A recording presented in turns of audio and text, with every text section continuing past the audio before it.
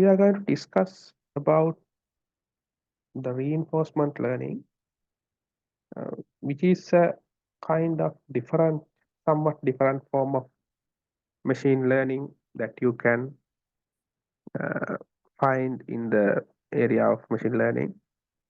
Uh, it is actual machine learning, but its scope is somewhat different, and it is more of a practical way of using machine learning. And we will see what the real machine learning uh, in reinforcement learning and why it happens, why it was designed in such a way first. So when it comes to the supervised machine learning, we have learned that we have we have to have a training data set where we have a set of x values or the independent variables and the y values which we are going to predict. So it's supervised machine learning. We are given these data sets, we are given these data points as a data set, and the model tries to learn in a separate computer or location.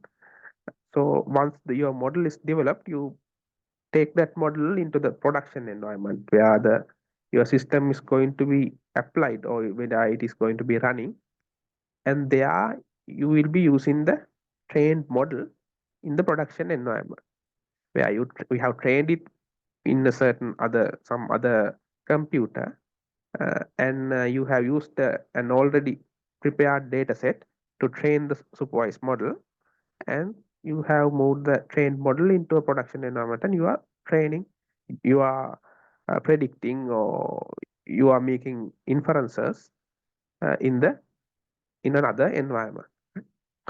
But when it comes to the real world problems like uh,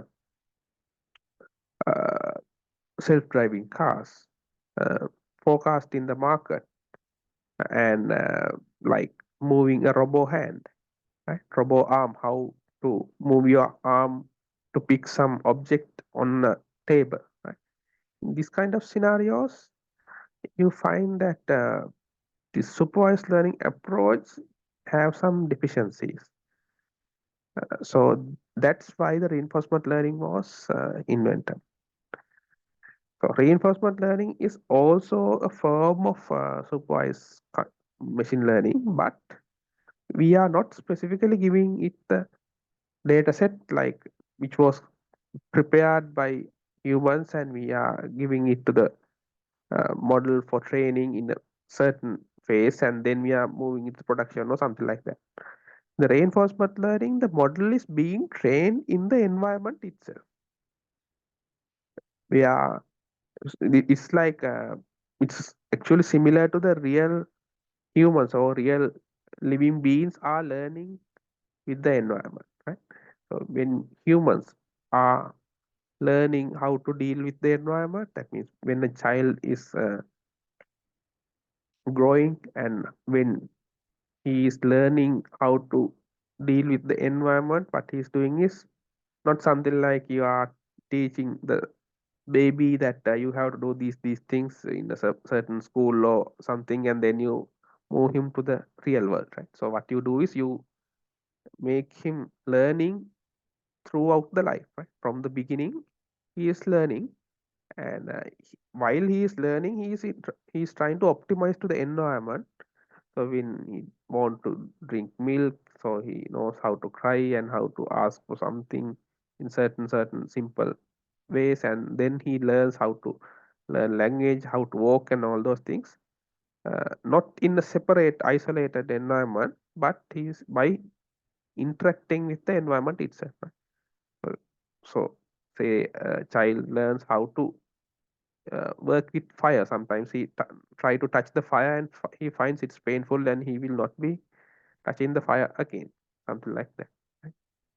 And when everything, the biological world where the living beings are learning by interacting with the environment, right? So while we are interacting with the environment, these living beings have to balance uh, the learning process and the survival or the gaining outcome from the environment, right? So that is the exact thing that we are going to mimic with reinforcement learning.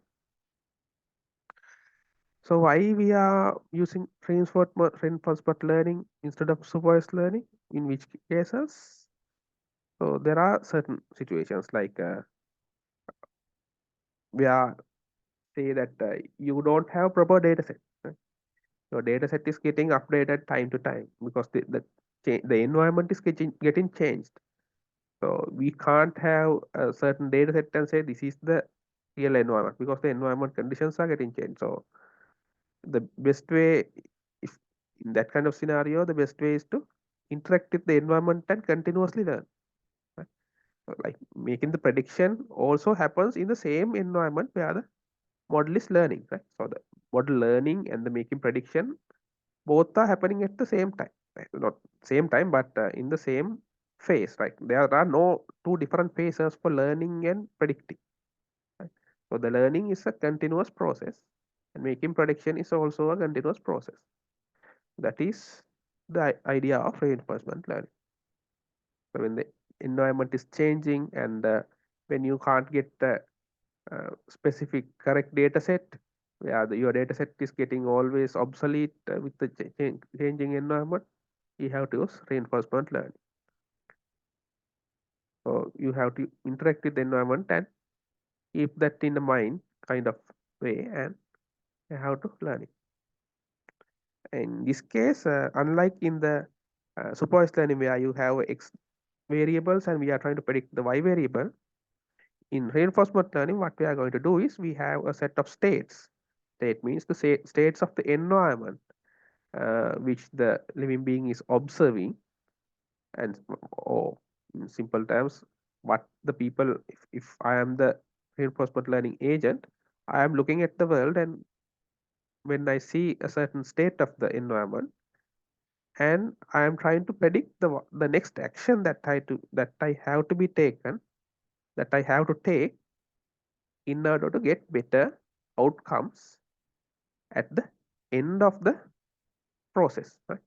So this is somewhat also different from the typical supervised learning. Where in supervised learning, once you make a certain decision, once you make a certain prediction, you get the uh, you get the value of gain or loss immediately after the decision making. Right? It's like you can calculate the loss directly. Right?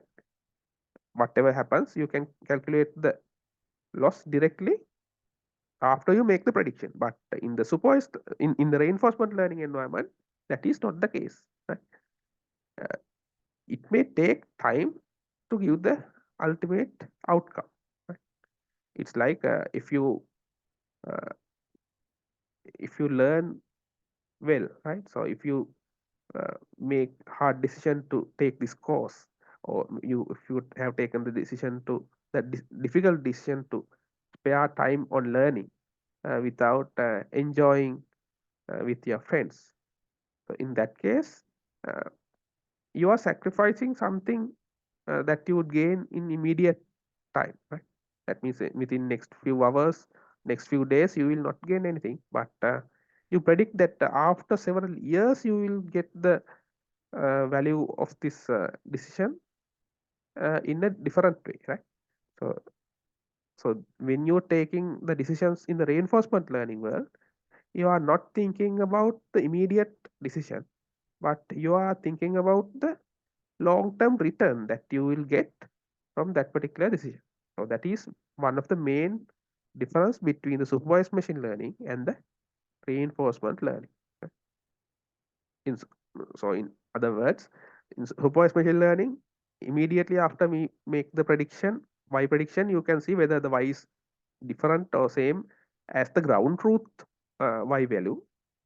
But in the reinforcement learning, you exactly don't know.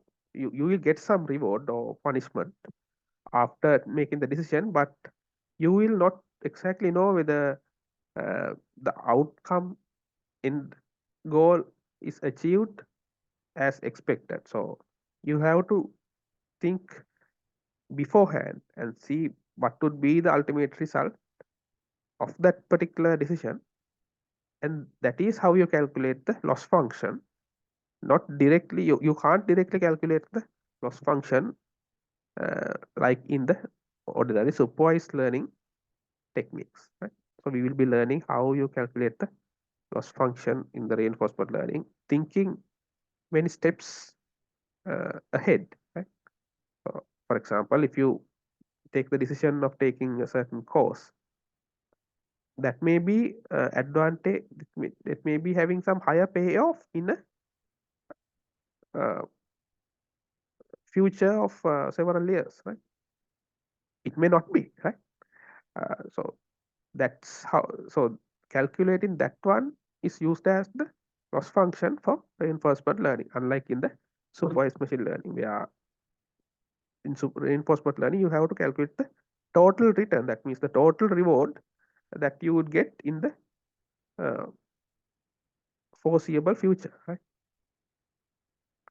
So that is another concept that we have to understand in reinforcement learning. And the other main concept that you have to understand with reinforcement learning is the balance or the trade-off between the concepts of exploration and exploitation.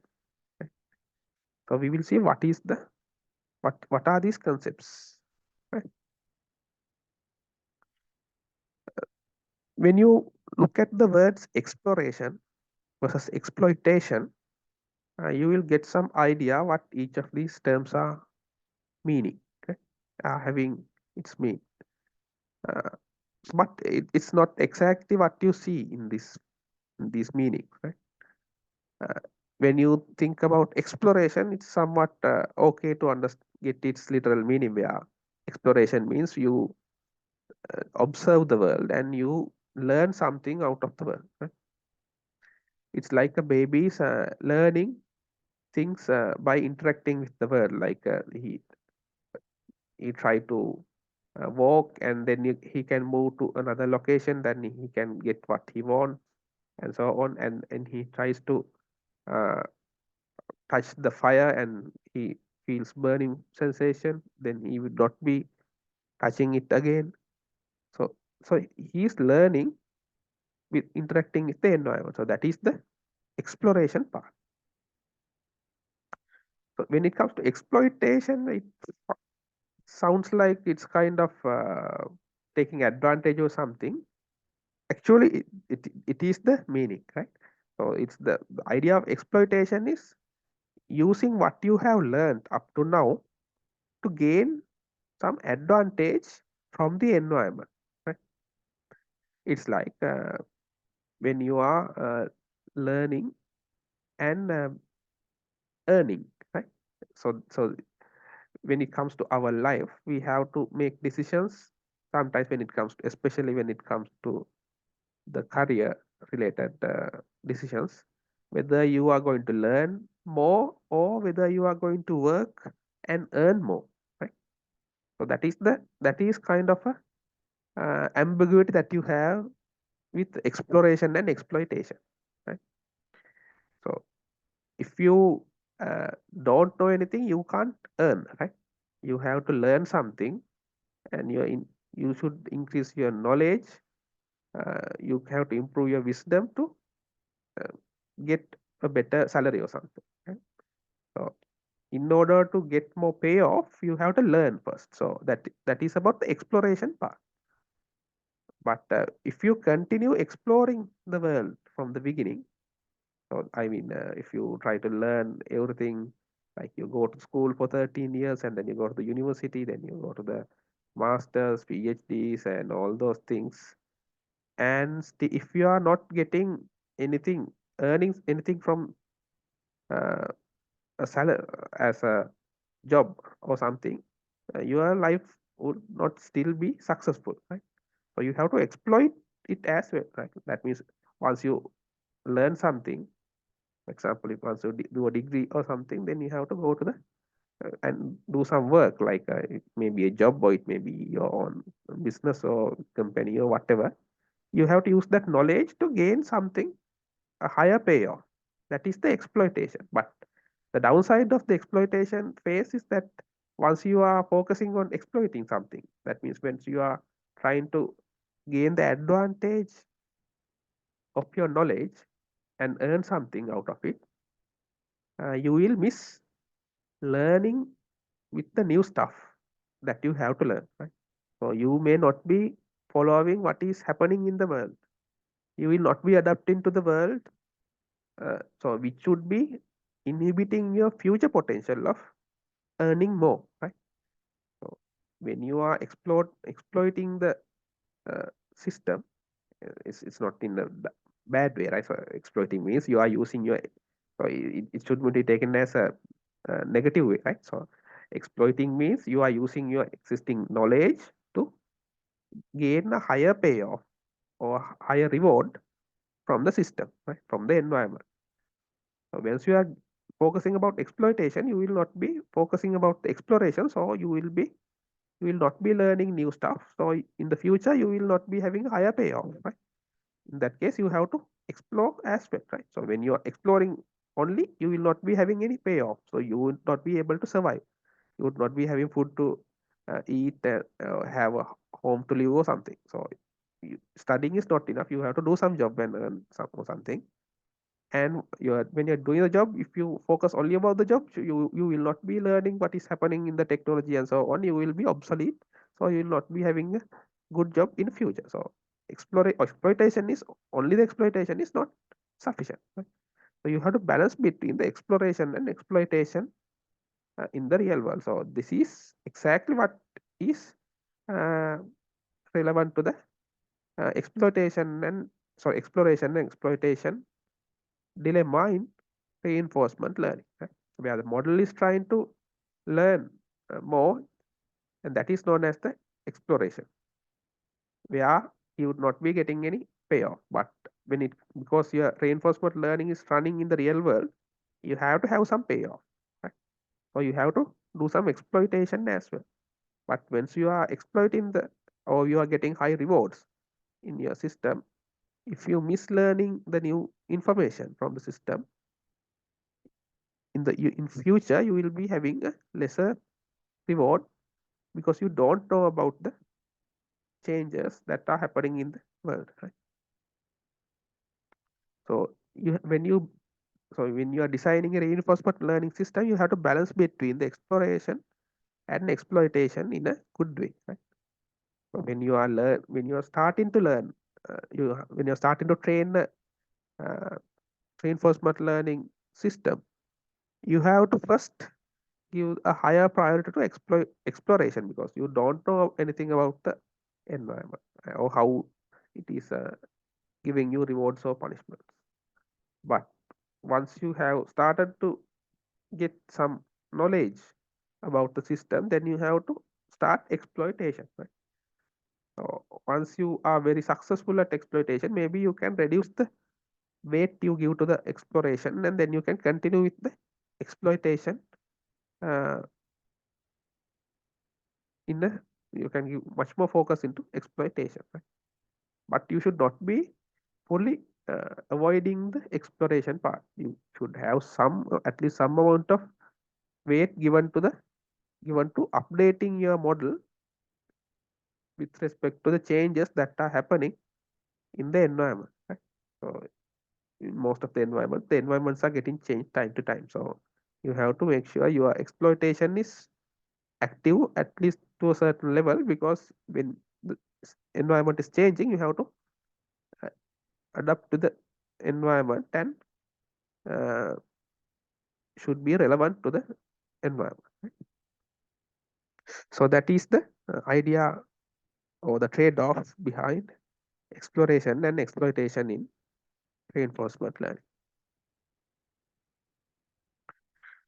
So when it comes to the uh, real world application of reinforcement learning, uh, those are mainly the real world applications that we have where the humans do, but most of the machines can't do, right? When it comes to the concept of artificial intelligence, uh, we may have learned about these large language models and generative models where you can generate human like designs or even better than humans. So we can do things that are better than humans, which are done by the creative power of humans. But when it comes to the ordinary stuff that humans do, like walking and making, do some physical stuff like moving an object from one location to another location, navig or locomotion. That means you are walking from one location to another location without getting hit with the obstacles in the path. All those things are examples of uh, reinforcement learning, like learning behavior that are existing in human beings. Right? So, in order to replace the humans, or in order to replace the human labor or human activity with machines in artificial intelligence, you have to use the reinforcement learning. So, one of the uh, main application of reinforcement learning is on robots. In robots, uh, when you want to walk, when you want to move a hand, when you want to grab an object or move to a certain location, everything is highly uh, confusing when it comes to machine learning, because you don't have enough data to do these things, right? So it's better to implement that or deploy that particular learning system into the robot itself, so that the robot itself can learn from the by interacting with the environment and learn into itself, right? Because you don't have how to move a robot arm when the object is there, right? So you can't get a data set like that, and you can't use a supervised machine learning to train a model and deploy that model into a robot so that the robot can move the objects from one location to another, because the objects are highly different in the environment and the environments are also different. In those kind of scenarios, you have to adapt to the environment and adapt to objects and everything else. So there are a lot of varying factors. So in that kind of scenario, you have to use reinforcement learning for uh, robots. So when it comes to control mechanisms of robots, reinforcement learning is used. Before that, some non-learning techniques like the control theory and so on were using with robots, but it could not get the human level of intelligence when it comes to doing tasks that the robots were doing. And now the reinforcement learning is take over uh, almost everything that is possible with robots. That is the controlling part of the robot, where it can mimic most of the human uh, actions or physical activity that is done by humans. Right? And the other application, the most widely known application, is playing games aided by a computer. Right?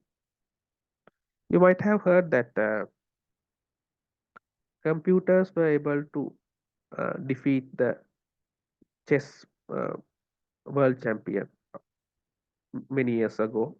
And later, you might have heard that another uh, supercomputer was able to defeat the uh, world champion of Go game. Right? The Go game was a much advanced version of a board game where there are much more diverse space of actions that you have to take than in the chess. So the Go game was much more difficult. Even with the Go game, the computers were able to defeat human beings using the reinforcement learning techniques. Right? So you might have heard the terms AlphaGo, AlphaZero, and so on. Yeah, they were using reinforcement learning so that the computers or the AI agents were competing with other AI agents.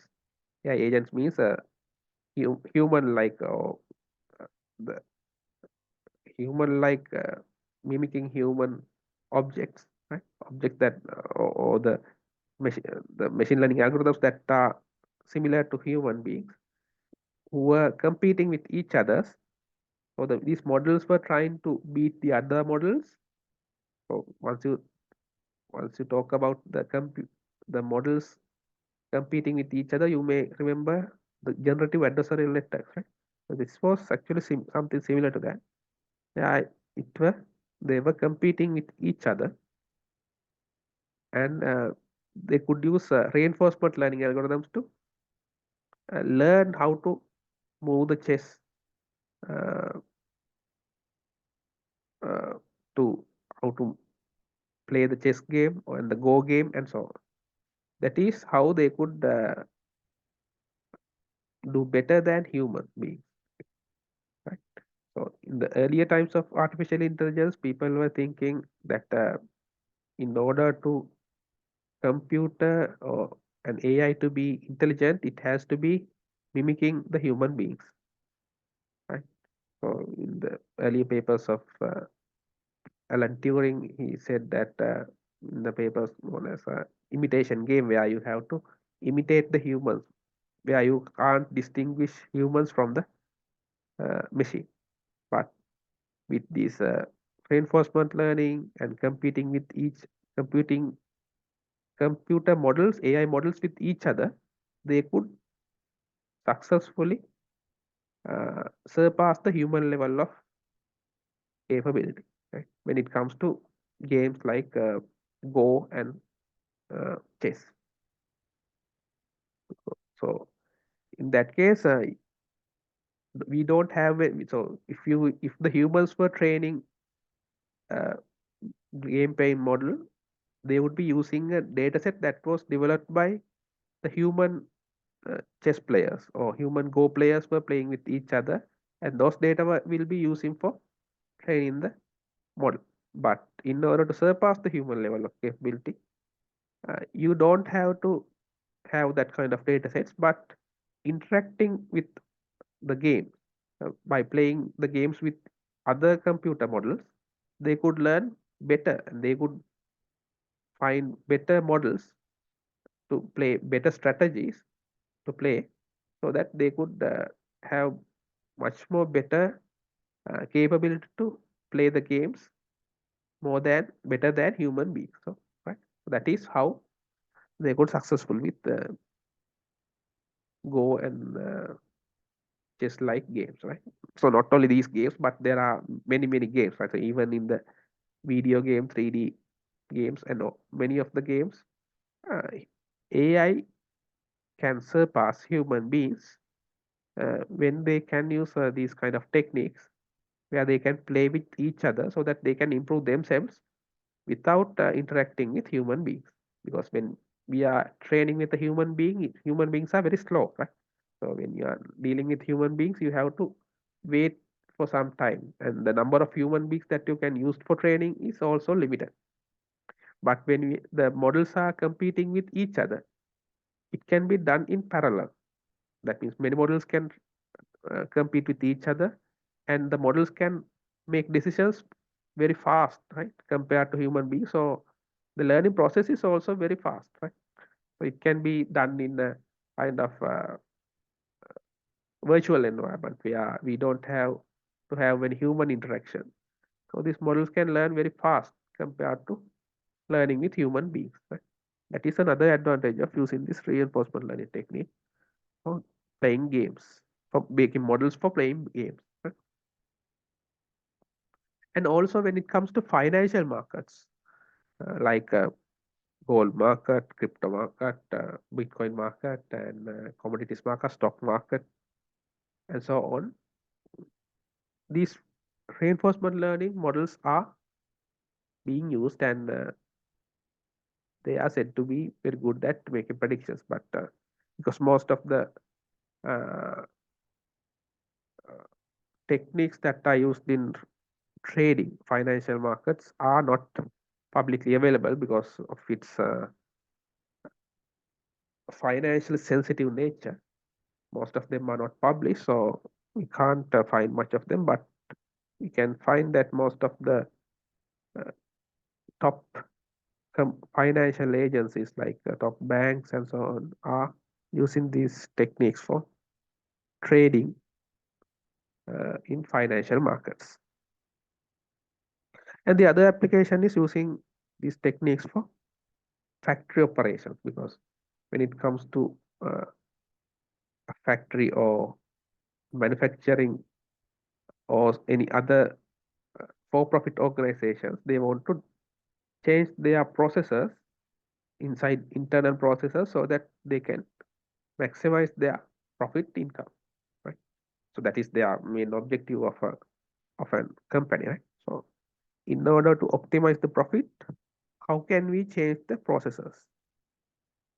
These things were initially decided by experts, human experts, but now using the data, you can run several many reinforcement learning models in the system, and then you can find which should become much more successful.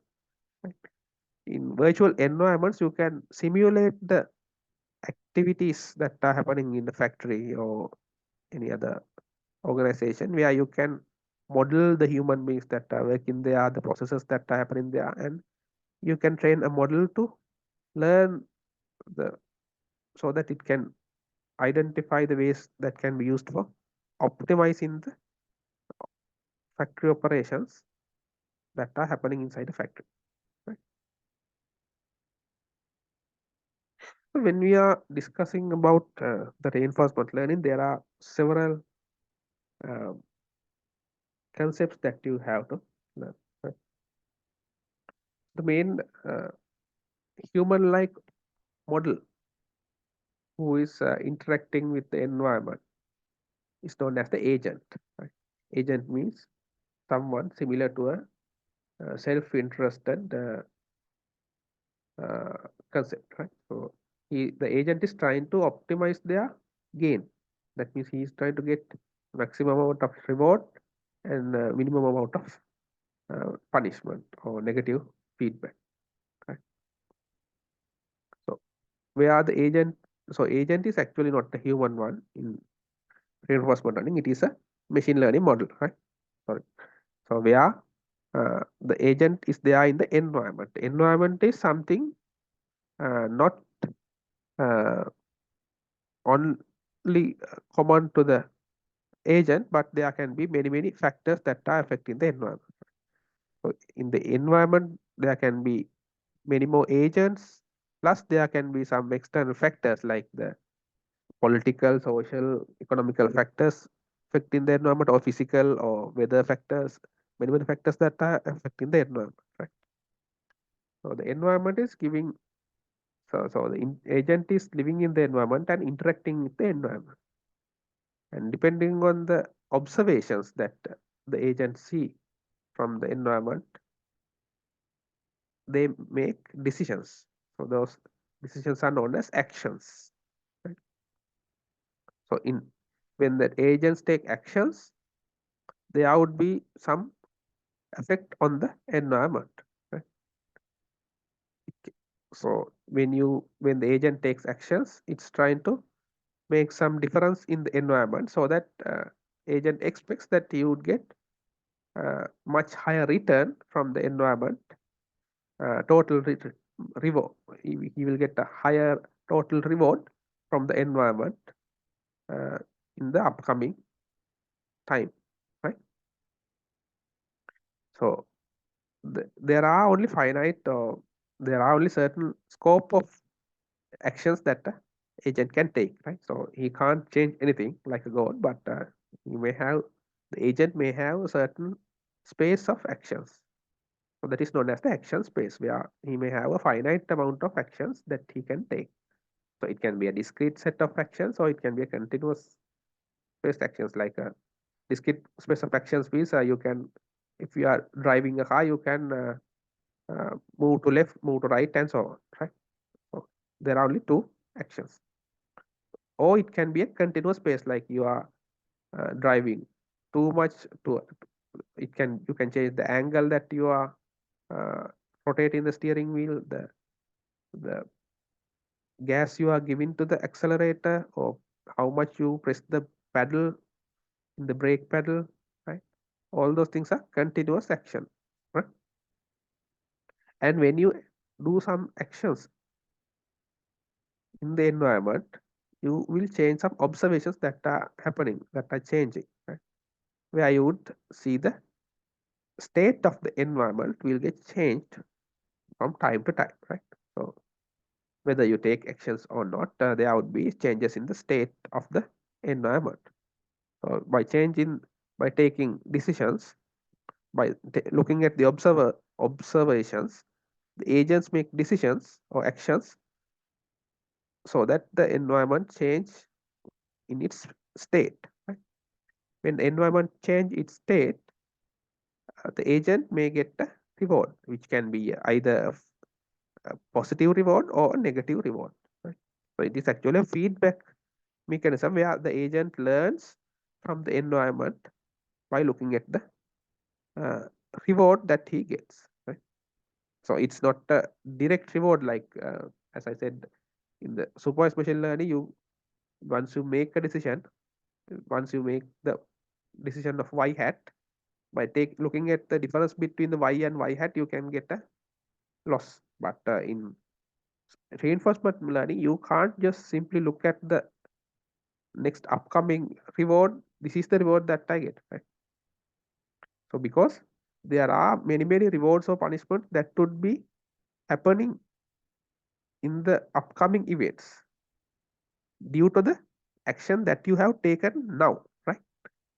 So the action that you have taken now affects not only the immediate reward, but it would affect the path that you are following, so that it would affect the rewards that you would receive in the upcoming time slots as well, right? So if you draw that in a diagram, this is how you can see, where you can see the agent is interacting with the environment, right? The agent is something like a living being where he take actions. We do something on the environment and the environment will get changed. So the environment is not just the agent, but the natural environment, the physical environment, and there may be some other agents also taking actions, right? So sometimes it may be a competition, sometimes it may be a collaboration, right? The agents are taking actions, and the environment getting changed. So changing means it's change its state, right? So if the initial state was st, now the state may have changed in the environment to st plus 1, right? And once the environment changes, the agent may get a reward, RT, right? It may be a positive reward, like when you are doing some good deed in the society, you will get praised, or you will get a reward, or you will get a higher, get a bit good job, or you get a higher degree or something like that. Or you will do some crime or something, so you will get punishments, you will put into jail or something, which is a negative reward, right? So all these things are the observations that an agent get while interacting with the environment. However, as I said earlier, the agent is not directly taking, not directly thinking that the immediate reward, not making decisions, not directly on the immediate reward, right?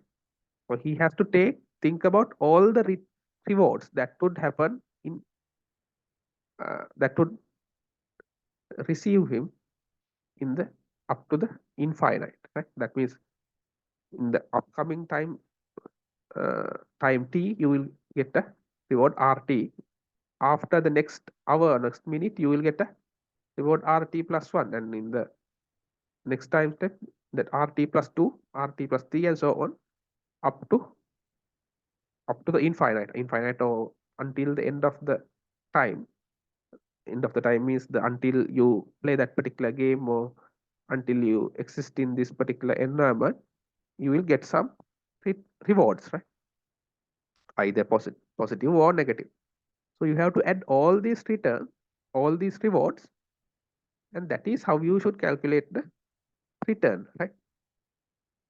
So once you take some actions, you should not only be thinking about the immediate reward that you get, right? So if you consume some illegal drugs, you will get a higher reward in immediate terms. But after you get addicted to that particular drug, you will be having very negative consequences in upcoming times. Right? It's something like that. So you have to think about the future return as well. Right? When you take the degree or when you take a particular course, what would be the return? Immediately you will be having to suffer a bit because you have to listen to these lessons and you have to study them and so on. But after uh, you get that knowledge, maybe you can apply it to your company, or you can work in another company for salary or whatever, and you can make money and make your life better or something like that, right? So but that would continue, right? So then you that would help you to have a good family life and have children, or make houses and have peace in mind and all those things. And sometimes there would be negative consequences like the lot of stress, and you will get have some illnesses due to that, and you will feel uncomfortable, uh, and all those things will also happen. There will be breakdown of relationships because of you are working hard. So there would be both positive and negative rewards.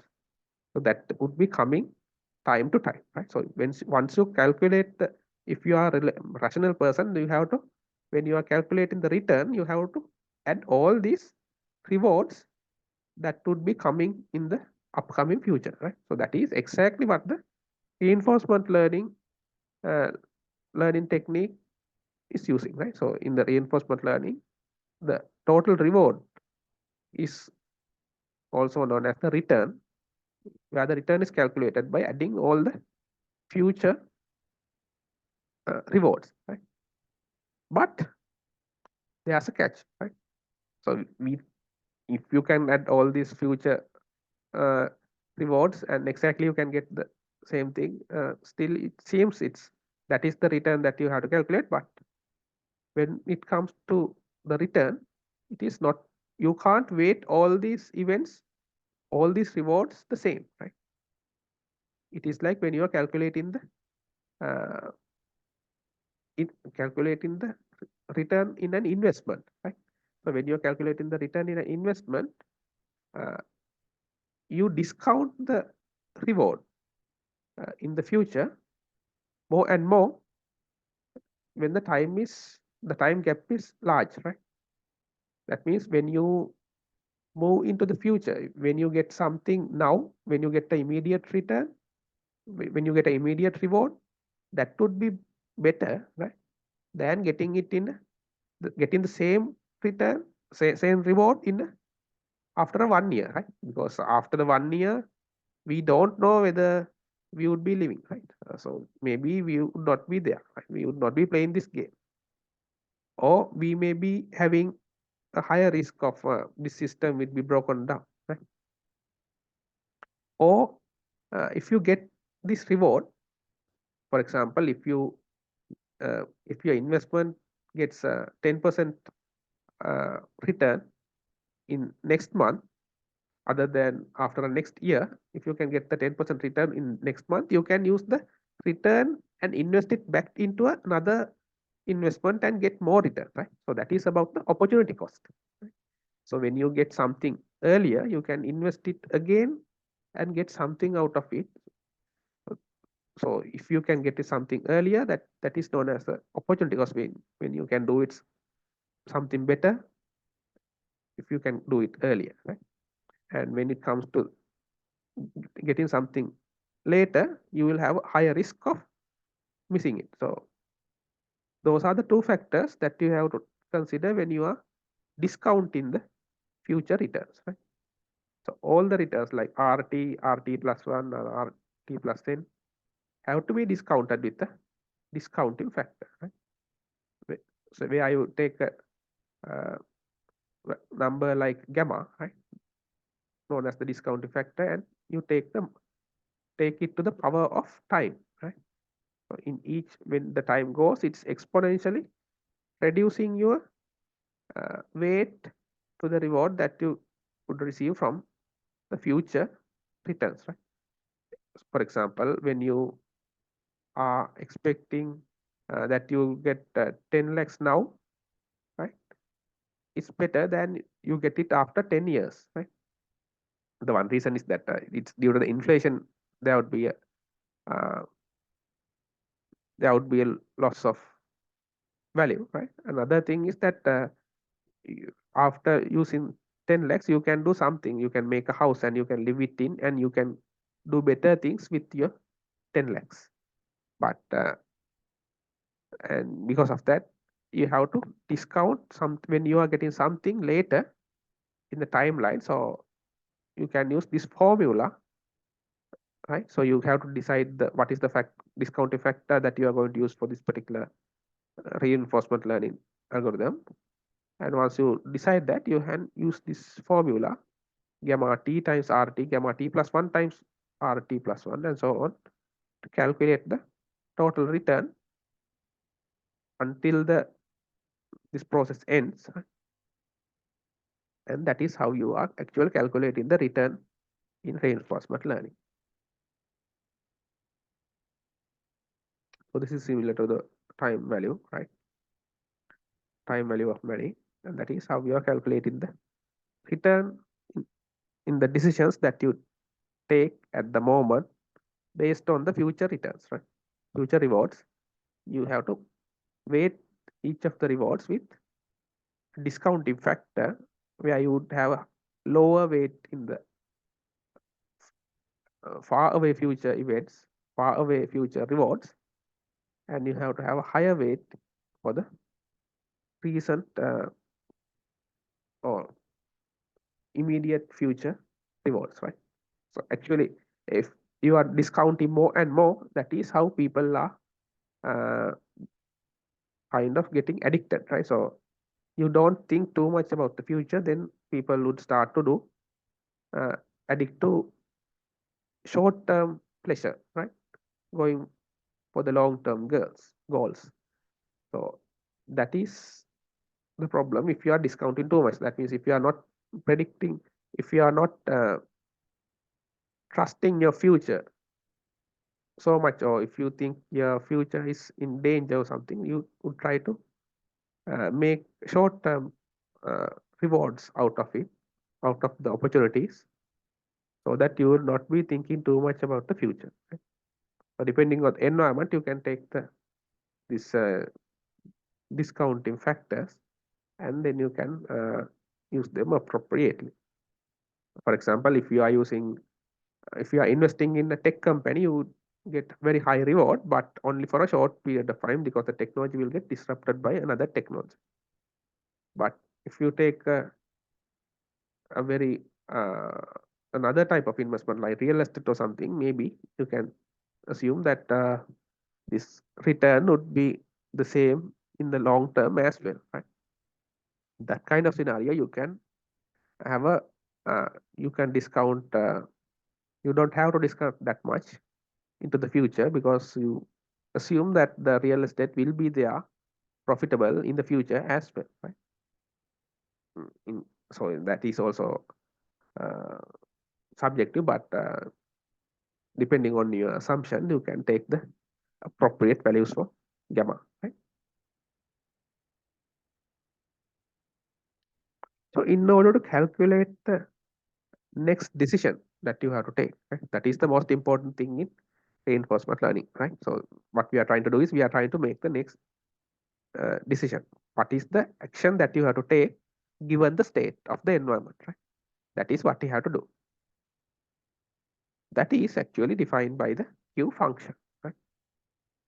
So in Q function, what you do is, once the state is given, st, and once you take a certain action that is possible from the action space, you calculate the return that you get. Return means the discounted future rewards, right, given your state and action, right? If you take this particular decision, given you this particular state, what would be the future return, right? The return means the total reward discounted with time, right? If you can find this, then you can take that particular decision, right? So you can take the action we should maximize the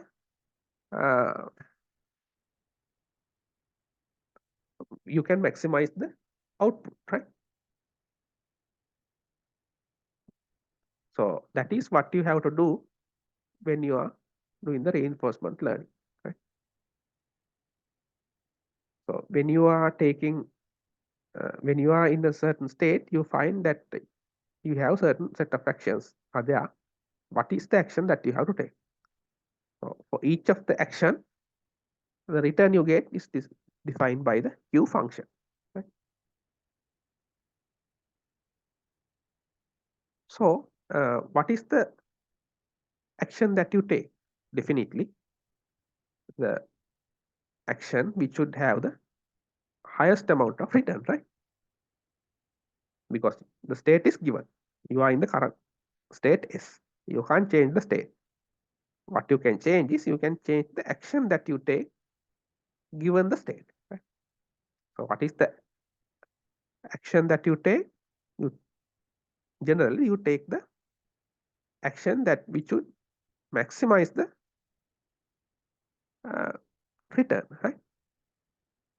So that is given by the policy function, where you take the maximum of this Q function.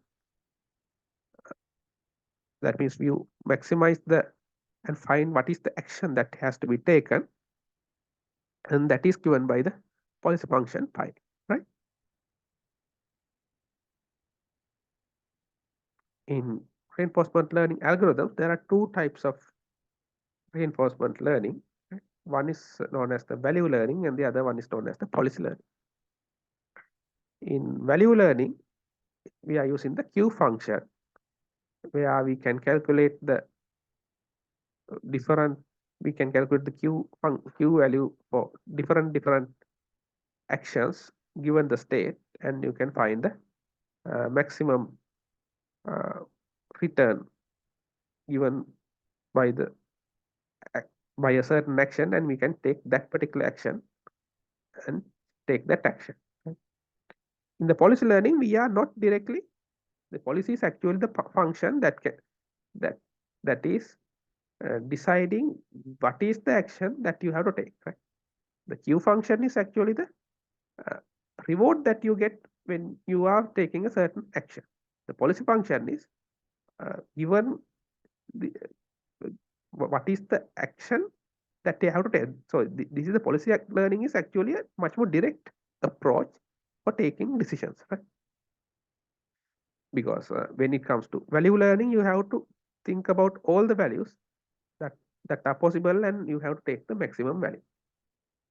So in the policy learning, you directly get what is the action that you have to take, right? Not about it may be the maximum value, it may not be the maximum value, right? So why we are not taking the maximum value when it is possible to take the maximum value, maximum return outcome, right?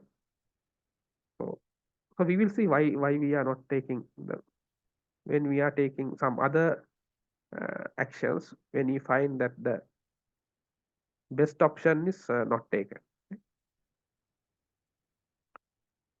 So in both of the cases, in value learning and policy learning, we can use deep Q network. Deep Q network means we are using neural networks for making these decisions.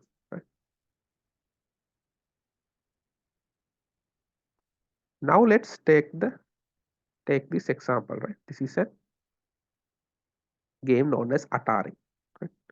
Where you have this is a very primitive game. Right, there's something like a ball which is bouncing on each of the surfaces of this cavity. Right, when this ball is bumping on this surface, it can bump on this particular surface and move to the upside, and once it hit this top uh, most color bars, right, color layers, they would be removed one block at a time, right? So for example, if you hit this location, this particular blue color time block would be removed, then you would get some rewards, right?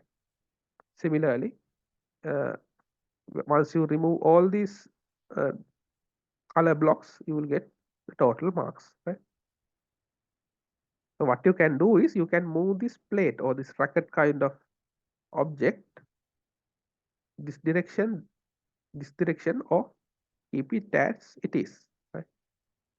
So your reinforcement learning algorithm should decide what should you do in order to maximize the profit or maximize the marks that you get from this game, right?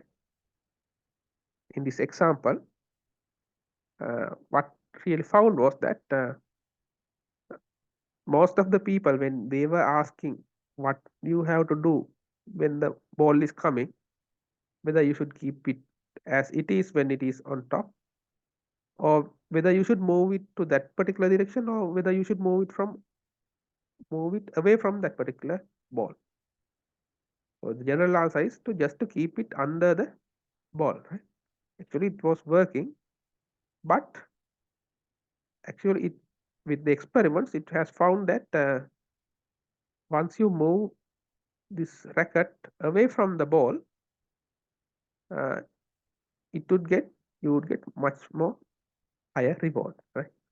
So this is somewhat unintuitive, because this happens actually because once you move it away from the ball, the ball would hit at an edge of this racket and it would bounce in some unusual direction. So it would enter to some locations in the upper cavity, right? So for example, once it breaks this part into these blocks, and when it's open to this cavity, once the ball moves into this cavity, you don't have to make any hits, but it would automatically bounce in this cavity, and it would remove most of the color blocks automatically.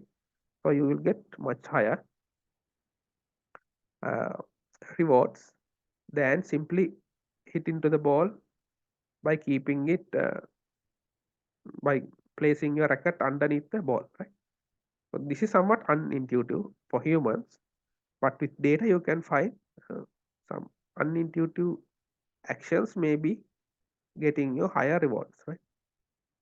This is one of the reasons that we use reinforcement learning, uh, where the computers can do better than the humans, right? So once you play this game, there are two ways you can train your deep neural network for deep Q learning, right? So there are two ways mainly where you can run have this deep neural network, where you can train this deep neural network either in this way or this way, right? So this deep neural network is actually the agent where you can get the current state of the game, and for each of the actions you can find what is the expected output, right? What is the return that you get as the result, as the output of this deep neural network. So that is one form of uh, DQN, deep Q network, right? But in the other way, you don't have to give the input action, right? So if there are many states and for each of the state there are many actions, it would be very difficult to train this neural network, because you have to cover all these states and actions and train this neural network, right? But if you have many actions, for example, you can use this kind of network where you just give the state and it would predict the Q values for all the actions that are possible with the given state S, right? So in this case, you give the S plus the action you take, and then it would give the return for that particular action. In this neural network type, you just give the state and it would give the returns for all the actions that are possible as a set, right? Or if it is a continuous function, it would be a distribution, right? So when you have a lot of actions to be taken, or if the action space is continuous, you can use this kind of neural network. Right? If the action space is finite and discrete and low in number, you can use this kind of neural network.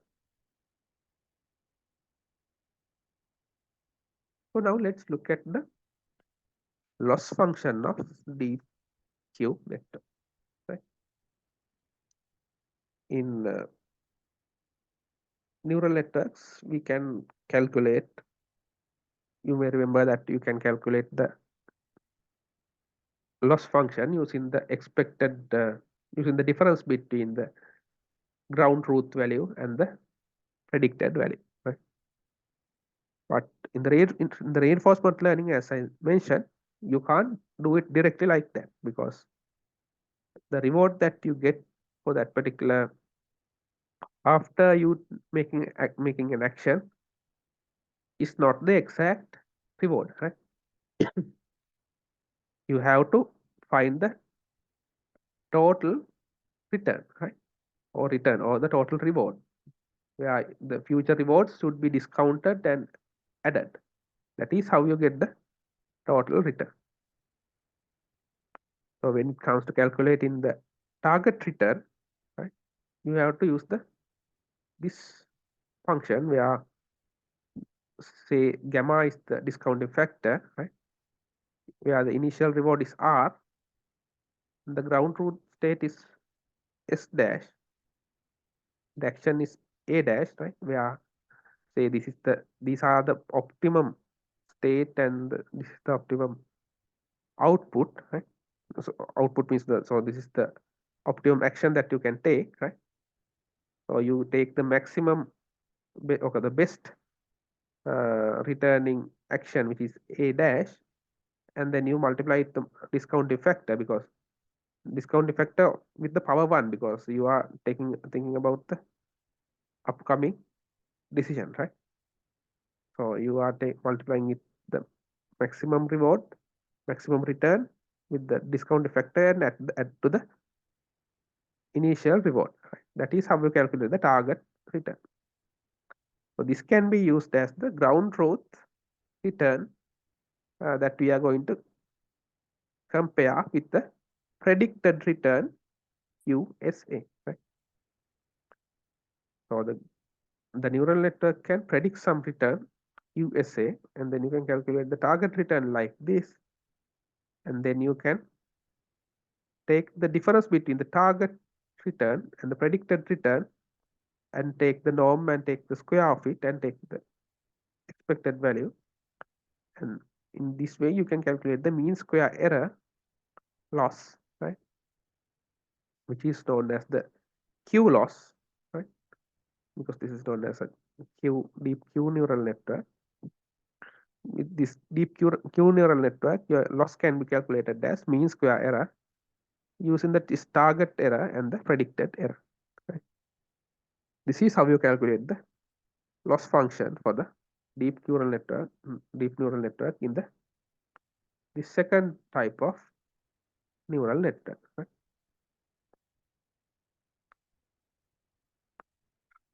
So now let's move into the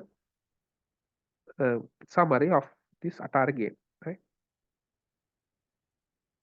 In this deep Q neural network. Right? In From here on, so we are using the second type of deep Q neural network to discuss, right? So because this is the most widely used type of deep Q neural networks.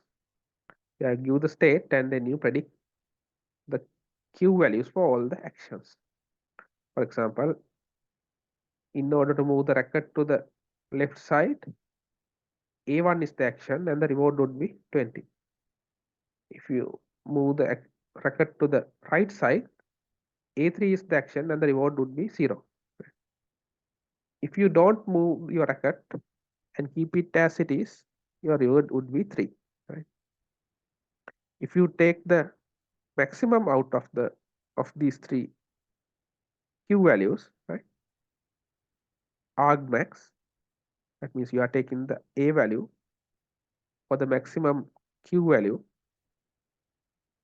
you can get the policy value for that particular state, is state S, right?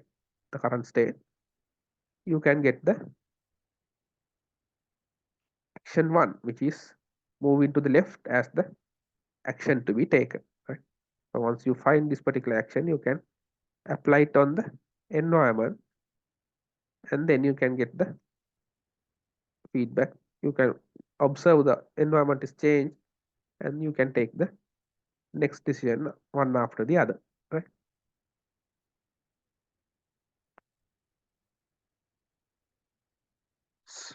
However, right, there's a problem. There are some limitations.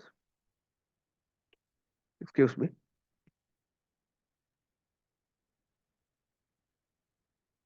There are some limitations in this learning technique, right?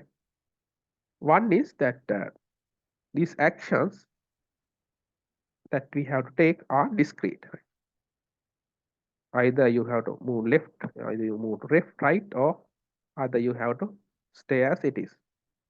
But in real world, you should be able to have continuous values, like you would have to move your racket in a certain velocity, right?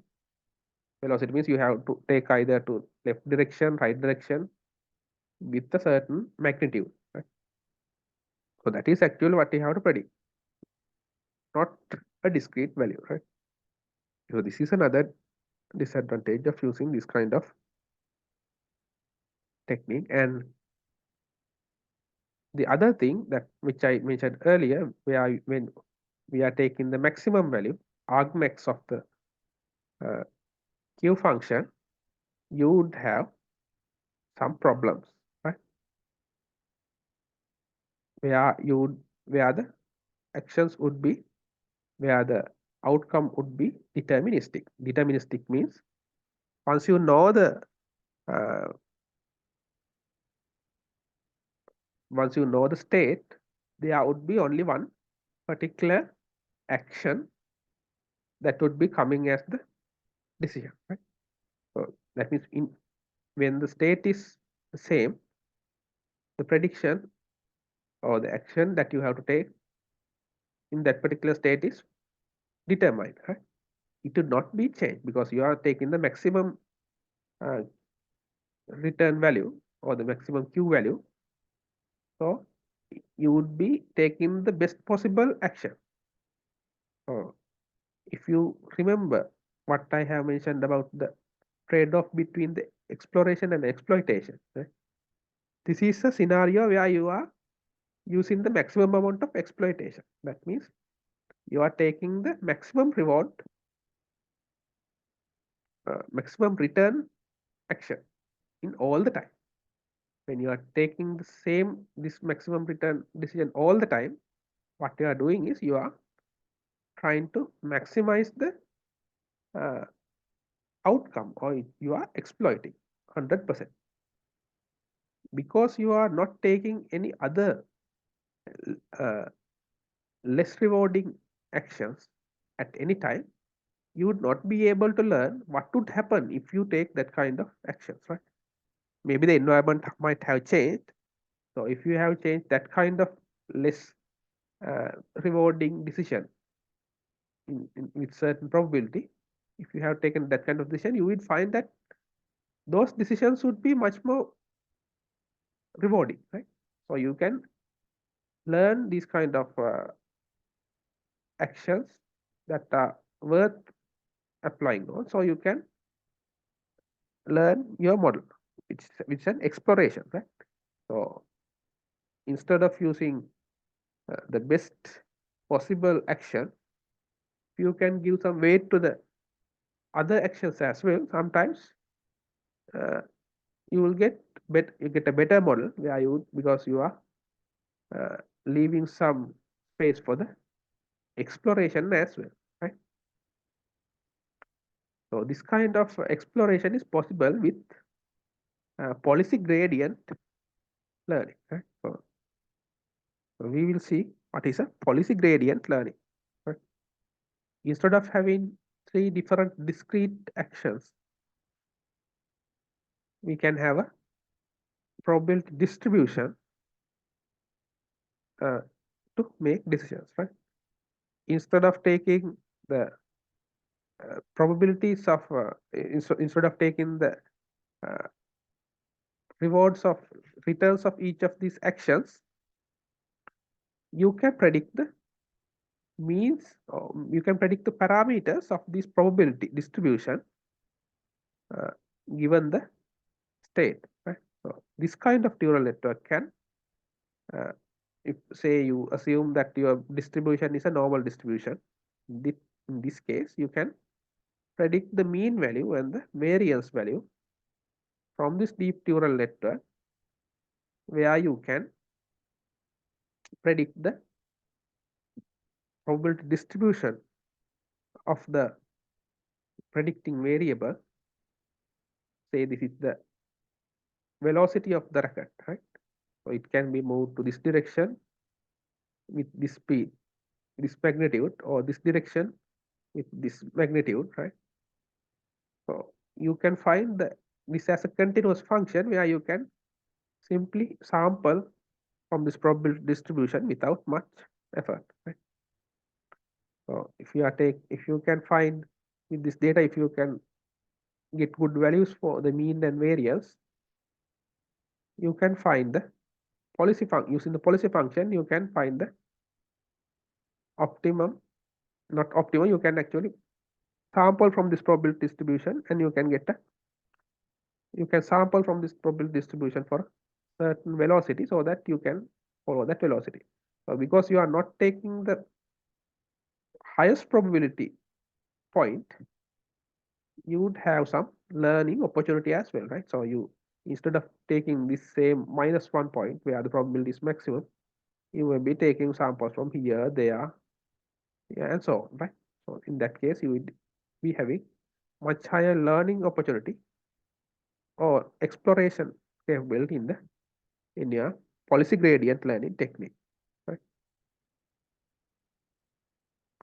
So this is all that we have tried to learn within this lesson, because this reinforcement learning is a separate subject, separate field in the machine learning. So we can't try to cover all these concepts and all the examples that are possible.